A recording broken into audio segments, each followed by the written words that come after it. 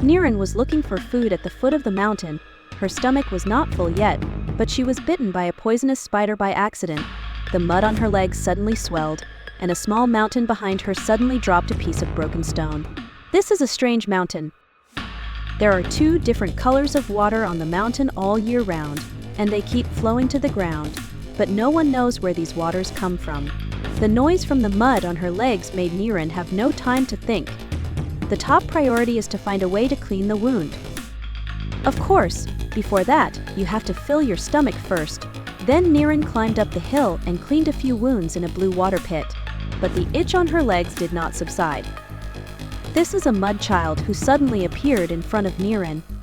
The purple fruit stone in Niren's hand smeared the juice on Niren's wound, and only saw half of the original red seed disappear in an instant. It's a pity that a fruit stone seems to be unable to clean up the toxin, and this fruit stone only grows on the top of the mountain. Niren had no other choice but to follow the mud child and climb up slowly from the foot of the mountain. The seemingly low mountain they climbed from day to night, and climbed to the point where Niren's physical strength was exhausted. With the wound on her legs, Niren can feel that she is getting weaker and weaker. They took a short break, and as they were about to climb up, they suddenly heard a loud singing and dancing sound nearby. They quietly rushed forward and found that a group of people were dancing happily together. The scene was hot, and Niren was infected by the hot atmosphere in front of her. She couldn't help but pull the mud child and join them together. She forgot the wound on her legs and moved her body gently in the music. If it weren't for a sudden sweat on her forehead, she would think that this madness would never end.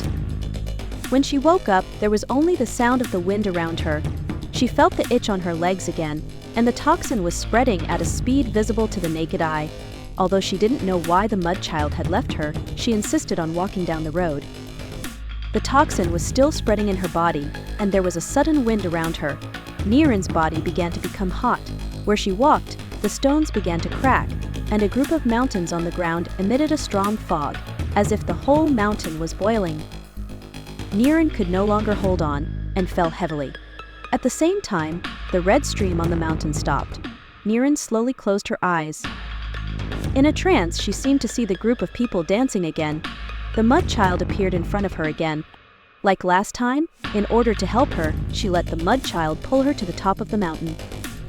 She crossed the mountain fire and the fog, and the boiling sweat dropped from her forehead. It was like a war was going on in her body. The stones on the mountain also began to emerge large droplets. The fog turned into raindrops and hit the ground. The mountain fire was extinguished, and the red stream began to flow again.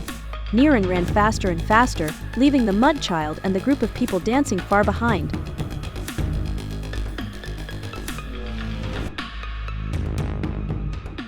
When she climbed to the top of the mountain, she saw the purple fruit growing on the ground. It's just that she didn't realize that the red spots on her legs had already disappeared when she was running hard. She didn't even notice that there was no one behind her.